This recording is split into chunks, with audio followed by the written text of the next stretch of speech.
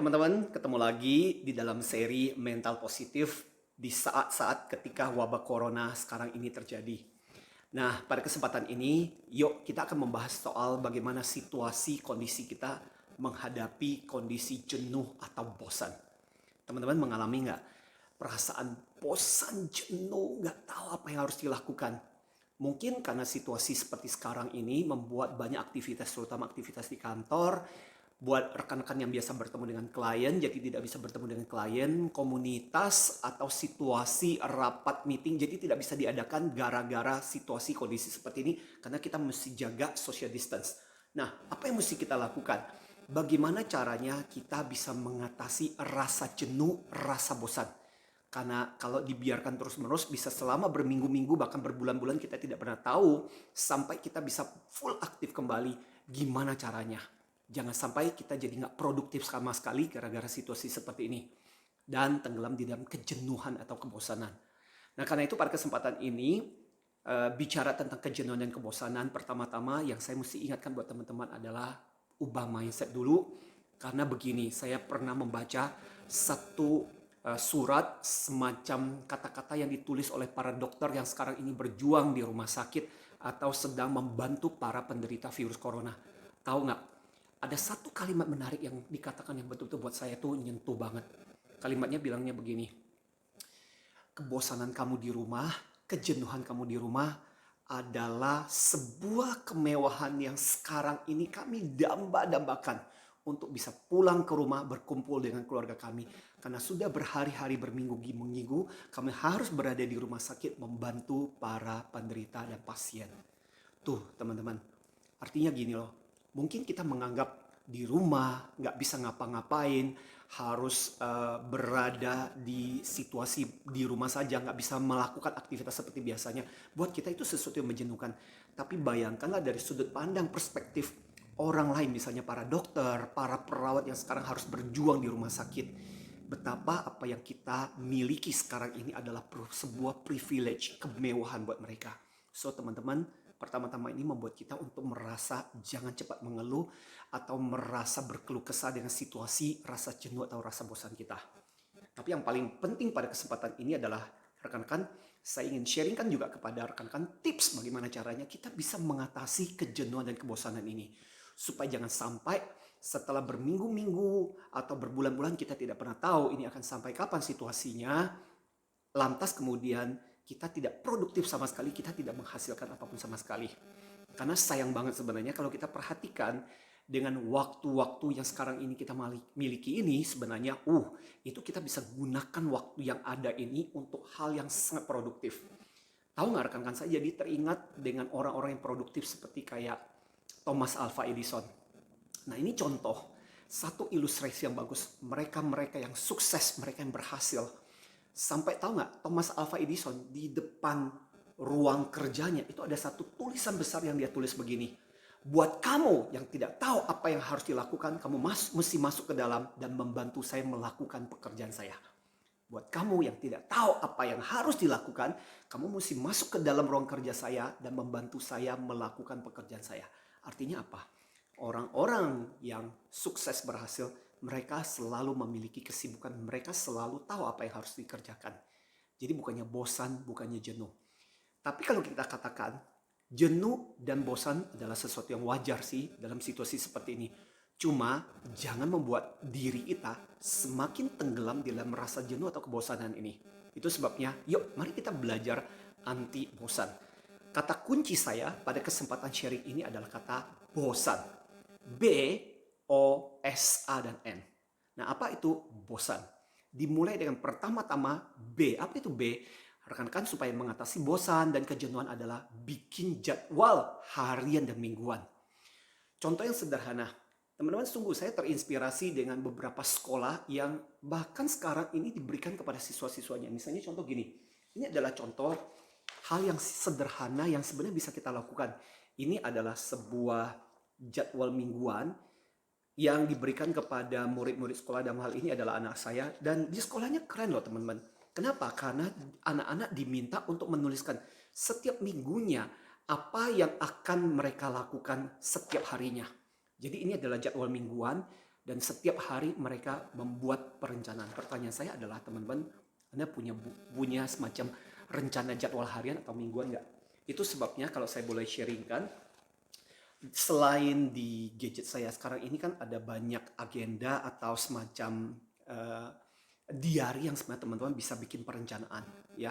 Nah, salah satu yang saya suka adalah saya suka bikin kayak ini adalah semacam kalender, tapi ini adalah kalender ada yang bentuknya bulanan, ada yang bentuknya mingguan, dan saya suka melakukan seperti ini. Kenapa? Karena dari sini kita bisa bikin rencana yang lebih besar. Dan paling penting adalah membuat rencana mingguan. Jadi selama seminggu, misalnya contoh ini adalah hari Minggu kebetulan, kamu bisa membuat perencanaan, oke, satu minggu yang akan datang mulai hari Senin, Selasa, Rabu, Kamis, Jumat, Sabtu, Minggu, apa yang akan Anda rencanakan? Biasanya kan di antara jadwal mingguan itu ada waktu-waktu yang pasti yang harus Anda komit untuk melakukan sesuatu. Nah, bikin perencanaan. Nah, setelah perencanaan mingguan ini, jangan salah, kadang-kadang bisa terlalu jauh buat kita, karena itu bikin perencanaan juga setiap hari. Misalnya contoh kita bangun tidur, buatlah sebuah perencanaan. Oh ya, sepanjang satu hari ini saya mau ngapain sih? Apa sih aktivitas yang saya mau pikirkan? Kenapa? Karena kalau kita tidak membuat rencana atau tidak punya satu planning, apa yang terjadi? Kadang-kadang begitu banyak aktivitas, kesibukan yang kemudian akhirnya akan mengganggu kita. Sampai akhirnya apa yang terjadi? Akhirnya satu hari lewat, lantas kemudian kita tidak melakukan apapun. So, pertama-tama adalah bikin rencana mingguan dan harian. Itu yang pertama-tama. Berikutnya adalah O. Apa itu O? Dalam hal ini, kalau kita bicara mengenai O, adalah bicara mengenai bagaimana caranya olahraga dan membuat diri kita tetap aktif. Percaya nggak teman-teman? Ketika kita tidak melakukan aktivitas apapun, tubuh kita cenderung menjadi ringkih. Ketika ringkih, ini itu istilah saya, apa yang terjadi? Kita menjadi semakin malas, dan kita semakin tidak ingin melakukan apapun. Karena itulah sangat penting. Meskipun mungkin kita tidak bisa melakukan aktivitas di luar ruangan, tapi yang tetap bisa kita lakukan adalah melakukan aktivitas, misalnya contoh olahraga yang ringan. Bahkan sekarang ini kalau kita lihat di YouTube ada begitu banyak kok 5 minutes workout. Bagaimana dalam waktu 5 menit kita bisa melakukan aktivitas kegiatan. Dan dengan cara seperti itu, apa yang terjadi? Satu hal yang menarik adalah, Anda mungkin setuju, semakin kita membuat diri kita aktif, semakin membuat tubuh kita semakin bersemangat dan melakukan, apa yang terjadi? Tubuh kita seolah-olah punya momentum untuk melakukan aktivitas. Tapi sebaliknya, kalau kita membiarkan diri kita berada di tempat tidur terus-menerus, duduk di sofa, nggak ngapa-ngapain, apa yang terjadi? Tubuh kita akan semakin ringkih, semakin malas untuk melakukan apapun. So, yang kedua adalah membuat diri kita tetap aktif untuk melakukan kegiatan apapun, teman-teman sekalian. Jangan membuatkan dan membiarkan diri justru semakin tenggelam tanpa melakukan apapun. Berikutnya adalah S. Apa S? S itu adalah siapkan mental kita dan membuat diri kita untuk tetap melakukan hal-hal yang positif. Jadi misalnya contoh gini, yang saya maksudkan dengan menyiapkan mental kita adalah dalam situasi seperti ini adalah kita tidak pernah tahu bagaimana dan berapa lama kondisi-kondisi di mana kita tidak bisa melakukan aktivitas. Tapi satu hal yang penting adalah menyiapkan mindset kita bahwa kita tidak membiarkan diri kita tenggelam di dalam kemalasan kita atau rasa enggan kita atau rasa jenuh kita. Sekali lagi, karena ketika kita membiarkan diri kita mengalah dengan rasa bosan atau rasa jenuh itu, apa yang terjadi adalah kita akan semakin malas, semakin merasa nggak nyaman, membuat diri kita semakin enggan untuk melakukan aktivitas atau kegiatan apapun. Jadi siapkan mental kita untuk mengatakan bahwa aku tidak akan membiarkan diriku tenggelam di dalam rasa kemalasan, rasa keenggan, dan aku akan tetap membuat diriku tetap punya aktivitas dan kesibukan. Dan itu akan membantu mindset kita sehingga akhirnya daripada kita terus-menerus terjebak di dalam aktivitas yang membuat kita akhirnya malas. Misalnya contoh katakanlah, mungkin di dalam situasi seperti ini kita punya banyak waktu untuk menonton film misalnya. Tapi kita tahu bahwa kadang-kadang menonton film terlalu banyak, pikiran kita distimulasi terlalu banyak, kadang-kadang kita membuat juga kita membuat semakin jenuh juga. Itu sebabnya adalah kita harus balance. Setiap kali kita menikmati entertainment seperti itu, kadang-kadang kita harus membalance bahwa saya harus punya sesuatu aktivitas dan kegiatan. Huruf yang berikutnya adalah A. Apa itu A? aktifkan dirimu dengan membantu orang lain, atau dengan kata lain adalah mengaktifkan radar kita kepada orang-orang di sekitar kita. Nah, apa yang saya masukkan di sini adalah gini. Tahu nggak teman-teman, ada satu psikologi yang menarik. Psikologinya tuh begini. Semakin kamu mengorientasikan energi dan semangatmu kepada dirimu saja atau menjadi orang egois, apa yang terjadi? Kadang-kadang kita menjadi jenuh dan bingung dengan begitu banyak energi yang terkumpul pada diri kita. Tapi ketika kita radar kita dibuka dan kita mulai fokuskan kepada orang lain. Yang saya masukkan yang fokuskan kepada orang lain itu begini. Kita bisa fokuskan kepada anak-anak kita, dengan misalnya contoh kalau selama ini kita nggak terlalu terlibat misalnya dengan pelajaran-pelajaran mereka, kita bisa terlibat, punya waktu untuk berinteraksi, punya waktu untuk membantu mereka. Atau misalnya contoh, kalau kita membuka gadget kita. Nah, ini yang sekarang ini saya berusaha untuk lakukan. Salah satunya adalah berusaha membantu, menolong. Mungkin kita tidak bisa membantu secara fisik, tapi melalui misalnya contoh dengan sumbangan, dengan segala aktivitas kita bisa membantu dan fokuskan. Dan yang menarik adalah begini.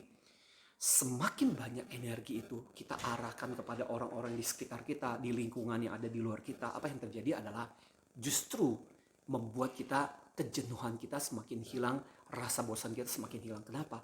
Karena kita punya kesempatan untuk mengeluarkan energi-energi atau kelebihan-kelebihan energi kita kepada orang-orang di sekitar kita.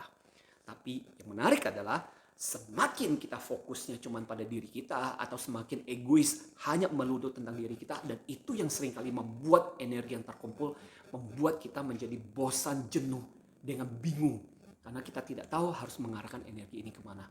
Coba deh teman-teman arahkan energi ini ke lingkungan orang-orang di sekitar kita, dan kita akan melihat bagaimana energi ini menjadi jauh lebih positif. Kejenuhan, kebosanan kadang-kadang bisa hilang dengan cara seperti itu. Dan yang terakhir adalah N. Apa itu N? N ini adalah hal kalau kita bicara mengenai diri kita. N ini adalah bicara bagaimana kita meniatkan diri kita untuk belajar atau bereksperimen dengan hal-hal yang baru. Teman-teman, di sini ini adalah sambil sebenarnya saya cerita, ini adalah buku-buku yang saya rencanakan akan saya habiskan dalam waktu kurang lebih 2 minggu ini. Dan separuhnya sudah saya selesaikan. Ada buku tentang misalnya filosofi teras, ini buku filosofi yang menarik, ringan. Kemudian ada bukunya Stephen Covey, kemudian ada bukunya Dan Rom. Ini adalah salah satu yang luar biasa, dia memperkenalkan tentang yang namanya picture intelligence. Kemudian ada buku-bukunya, ini adalah bukunya Anthony Robbins. Ini banyak bicara juga, ada bicara wealth, psychology wealth. Dan ini adalah buku-buku yang menarik. Karena apa? Karena buku-buku ini mengajarkan banyak hal. Intinya apa? Niatkan kita untuk belajar atau bereksperimen dengan hal yang baru. Artinya gini, bicara mengenai buku-buku, teman-teman bisa meluangkan waktu seperti yang saya katakan, bikin semacam rencana hari ini atau minggu ini apa sih yang saya mau pelajari, sesuatu yang baru, sesuatu yang saya belum tahu. Atau misalnya contoh, ini adalah salah satu buku yang sekarang ini saya lagi baca. Ini saya baca udah hampir 25%, tentang Vlog Like a Boss. Ini bicara tentang bagaimana caranya bikin vlog, ditulis dengan ringan, mudah. Karena buat saya adalah kita selalu bisa belajar hal-hal yang baru. Dalam hal ini adalah bicara tentang bagaimana caranya mempromosikan video-video di YouTube. Tuh kan ada begitu banyak hal yang bisa kita lakukan. Buat Anda misalnya contoh yang tidak punya kesempatan untuk belajar bikin kue, mungkin bisa belajar bikin kue, belajar tentang digital marketing. Ada begitu banyak hal sebenarnya yang bisa kita lakukan untuk mengatasi rasa jenuh atau rasa bosan kita. Jadi sebenarnya kalau kita bisa katakan, tidak ada alasan buat kita untuk merasa jenuh atau merasa bosan kalau kita punya sebuah goal, punya sebuah tujuan, punya sebuah rencana yang jelas mengenai apa yang harus kita lakukan. Setuju nggak teman-teman?